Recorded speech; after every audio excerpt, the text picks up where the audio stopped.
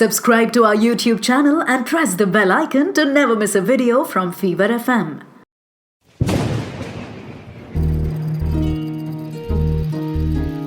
बूंदों से बातें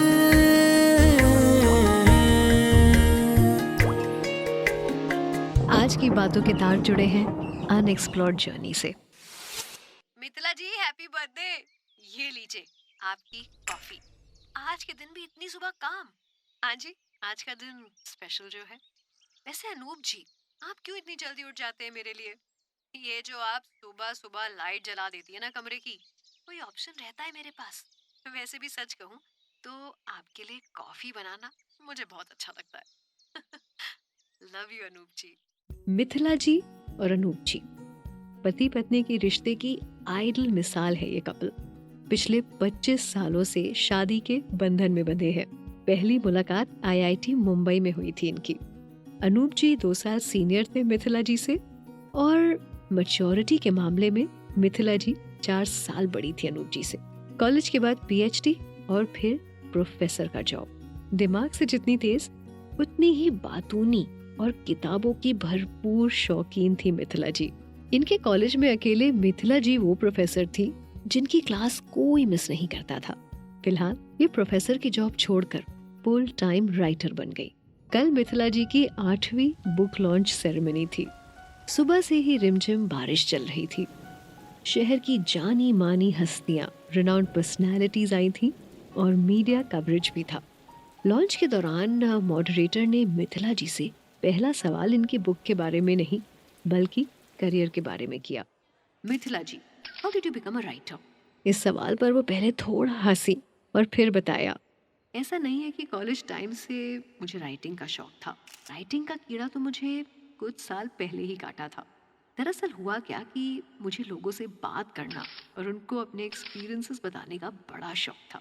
तो जब भी मैं किसी को कुछ सुनाती तो लोग कहते कि मिथिला, तुम्हारे पिटारे में कितनी बातें हैं जो कभी खत्म नहीं होती, तुम इनको लिखती क्यों नहीं हो? सालों से ये बात सुनते सुनते मैंने एक दिन डिसाइड किया, चलो आज लिख ही लेते हैं, आखिर इसमें हर्ज क्या है। और जब मैंने लिखना स्टार्ट किया, यू वुडंट बिलीव, 1 घंटे में सिर्फ 2 लाइन लिख पाई। अनूप जी ने काफ़ी समझाया कि मैं शायद ज़्यादा सोच रही हूँ। बातें करते वक्त तो तुम इतना नहीं सोचती, कितना कैजुअली कर लेती हो। बस अपनी राइटिंग को भी कैजुअल रखो। And that was the moment when I realised पति देव की बात में दम है। और सिर्फ 45 दिन में मैंने अपनी पहली बुक लिख डाली। वो बुक थी द अनएक्सप्लोर्ड जर्नी। लोगों ने उसे काफ़ी पसंद किया और यूँ शुरू हुआ मेरा राइटिंग का सफ़र। मीडिया और मॉडरेटर कैसे कई सवालों के जवाब मिथिला जी ने दिए। ऑफ कोर्स बुक के बारे में भी बात हुई, लेकिन आखिरी सवाल पर इन्होंने कोई जवाब नहीं दिया। सवाल था, डॉक्टर मिथिला शर्मा इतनी बड़ी राइटर होने के बाद भी एक छोटे से घर में रहती हैं, पुरानी सी कार इस्तेमाल करती हैं। आखिर उनकी इतनी सिंपल लाइफस्टाइल की वजह क्या है? सवाल थोड़ा पर्सनल था तो मिथिला जी ने हंसकर टाल दिया। खैर, बुक लॉन्च हुई, मीडिया कवरेज मिला और एडवांस में हैप्पी बर्थडे विश भी। आज मिथिला जी का जन्मदिन है। सुबह से ही वो काम पर लग गई हैं और आज का पूरे दिन का शेड्यूल पहले ही से फिक्स है। मॉडरेटर के पूछे गए सवाल का जवाब मिथिला जी ने कल तो हंसकर टाल दिया, मगर सच क्या है ये वो और उनके पति ही जानते हैं।